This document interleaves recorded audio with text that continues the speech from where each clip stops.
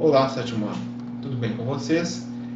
Eu decidi gravar esse vídeo aula de correção dos exercícios que faltaram na nossa live de hoje devido a alguns problemas que tivemos. Então, vamos lá para a correção, comparem o exercício de vocês, vejam aí o que está faltando e acertem aí na próxima live, né? Caso tiver alguma dúvida, eu estarei aqui também para tirar as dúvidas de vocês. Então, vamos lá nos exercícios? Página 11, exercício 4. Leia o texto a seguir, que faz parte das 95 teses elaboradas por Lutero. 54ª tese. Esperar ser salvo mediante a breves de indulgência é vaidade e mentira. Mesmo se o comissário de indulgência, mesmo se o próprio Papa oferecesse sua alma como garantia. Explique a crítica apresentada na 50ª tese contra a Igreja Católica. Tá? Então, pessoal, está falando o seguinte, é uma crítica à venda de indulgências. É uma clara crítica aí à venda de indulgências, que para ele é vaidade e mentira, está no próprio trecho aí. Tá? Então, a questão 4 vocês podem colocar, que é a crítica à venda de indulgências, que para Lutero o perdão não pode ser vendido, né? Vaidade também, mentira. Então, crítica à venda de indulgências, pois Lutero não concordava com essa prática. 5. O justo viverá pela fé. Aí tem uma epístola de São Paulo aos Romanos, tá? Essa frase retirada da Bíblia serviu de base para qual doutrina cristã justifique sua resposta. Primeiro, o justo viverá pela fé. Então, aqui, pessoal, está falando sobre a reforma luterana, né? Foi Lutero que disse que é pela fé, né? A salvação virá pela fé. Então, ele criticava ali a questão das obras como justificativo para a salvação, mas pela fé. Bom, então, doutrina aí, no caso, luterana. Beleza? Beleza, gente? Aí a 6 tem um trecho, tá, pessoal? E vocês podem ir já para a página 12. Está falando o seguinte: identifique o fato histórico retratado no documento. Esse fato histórico retratado no documento está se referindo à Confissão de Augsburg. Então a letra A vai ficar a Confissão de Augsburg, tá? E a B, explique o significado desse fato. É a elaboração e apresentação dos princípios do luteranismo. Então aqui está apresentado o que vai ser o luteranismo. Onde vocês vão encontrar? Então a A vai ficar Confissão de Augsburg, e a B, o significado desse fato, é a elaboração e apresentação dos princípios do luteranismo. Onde vocês vão encontrar? Na página 10. Na página 10, pessoal, está aqui, Fundamentos do Luteranismo. Tá? Então está aqui os fundamentos do luteranismo, que é a fé como fonte de salvação, a Bíblia é autêntica, a base da religião, que deve ser livremente interpretada, livre interpretação da Bíblia. O batismo e a Eucaristia são os únicos sacramentos reconhecidos.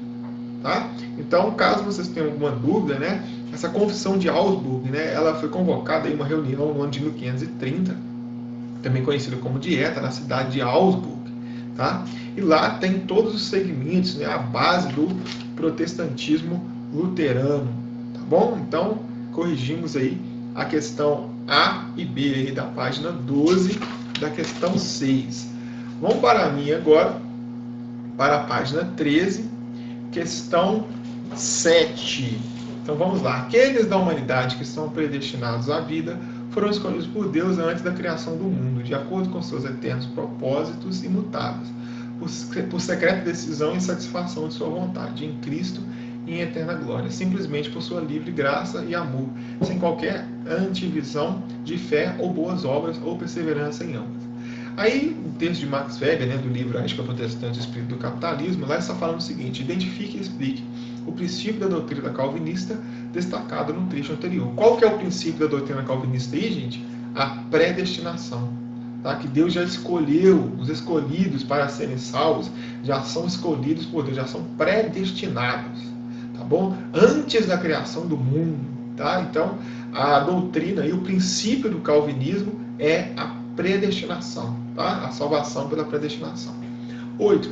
Alguns estudiosos chegaram a afirmar que o calvinismo é a religião do capitalismo. Descreva um aspecto do calvinismo que favorecia o capitalismo. O calvinismo defendia, gente, o valor do trabalho, tá? e também a defesa do lucro.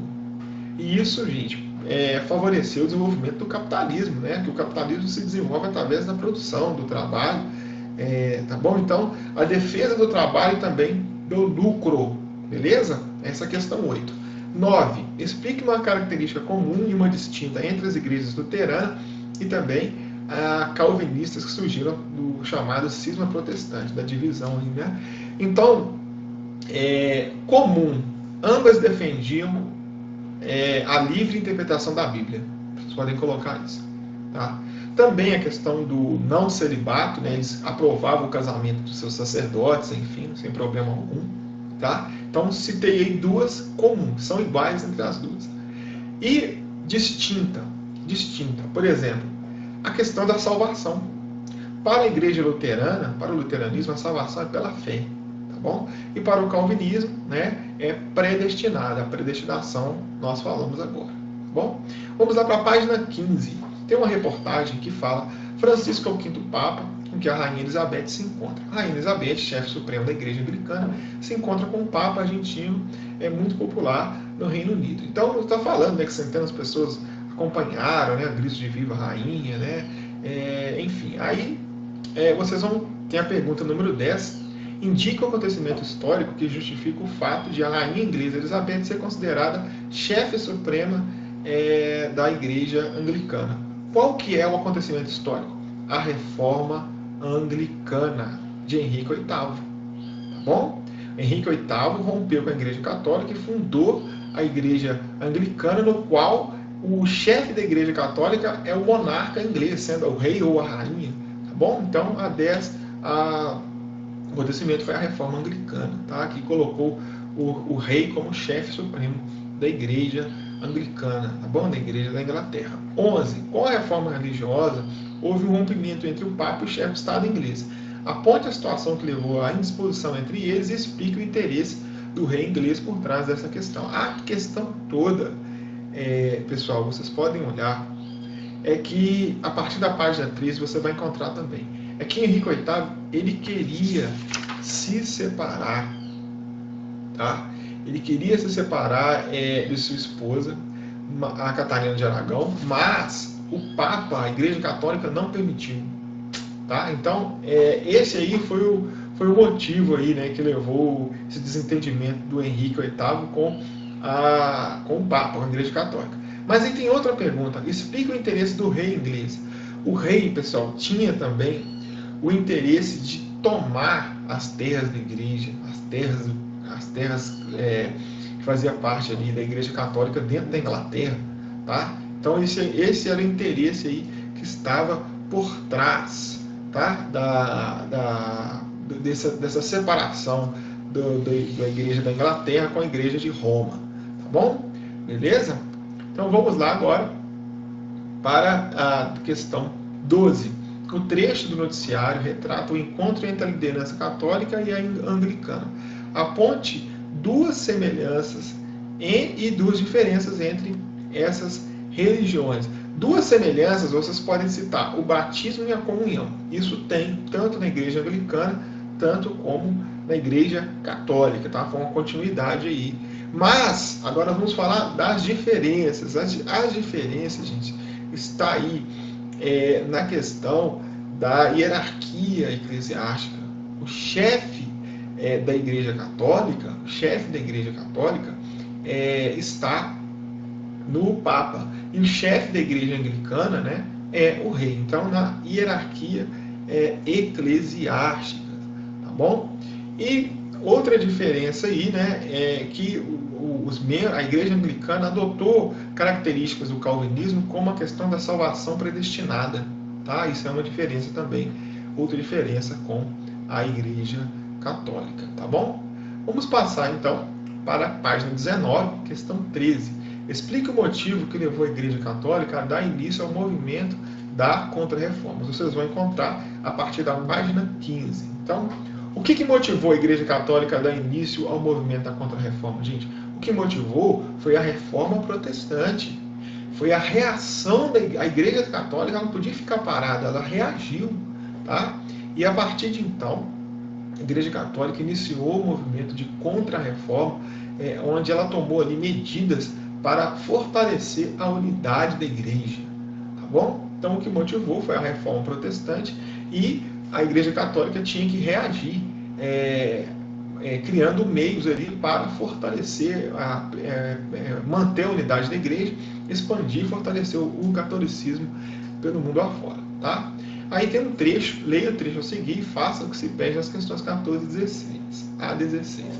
Enquanto o protestantismo se estendia vitoriosamente sobre quase todo o norte e o centro da Europa, a Igreja Católica tomava providências decisivas para combater seus inimigos e reformar-se. Teólogos destacados reuniram-se em território neutro, ao norte da Itália, no Concílio de Trento, para elaborar afirmações claras sobre os problemas da fé. Aí a 14. Indique um objetivo do Concílio de Trento. Então, qual que é o objetivo do Concílio de Trento? Por que ele foi feito? Tá? Primeiro, para promover a unidade da igreja, definir dogmas e manter a disciplina dos fiéis. Tá? O Concílio de Trento, então, eles se reuniram ali para decidir o que fazer diante da reforma protestante. Então, a primeira coisa, eles precisavam promover a unidade da igreja, manter a igreja católica unida. Não dava mais para separar, né? já tinha ocorrido aí o cisma protestante, né? Já tinham perdido os fiéis, enfim.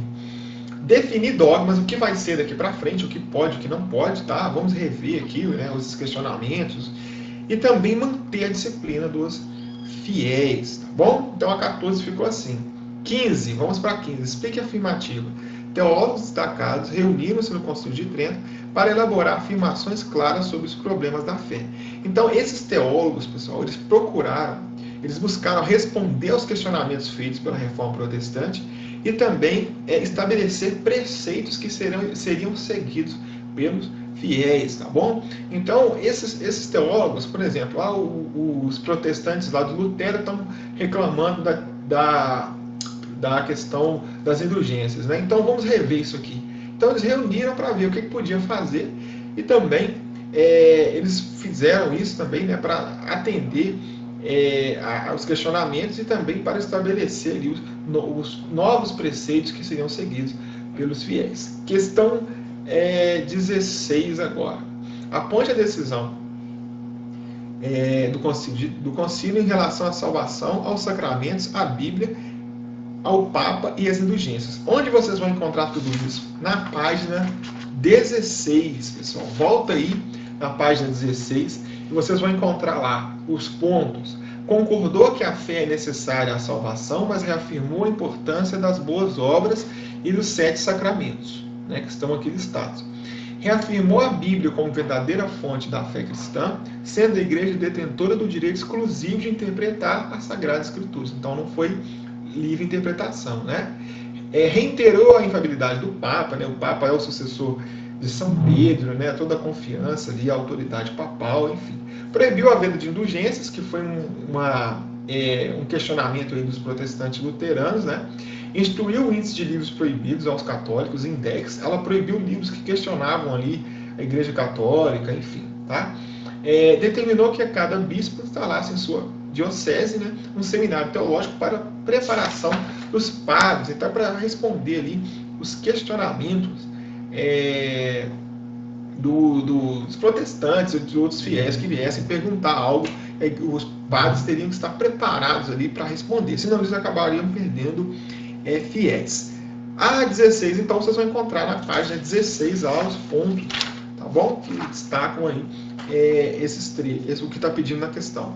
17. A Companhia de Jesus, fundada por Inácio de Loyola, foi um instrumento importante na Contra-Reforma. Explica a importância da Companhia de Jesus no processo de renovação da Igreja Católica.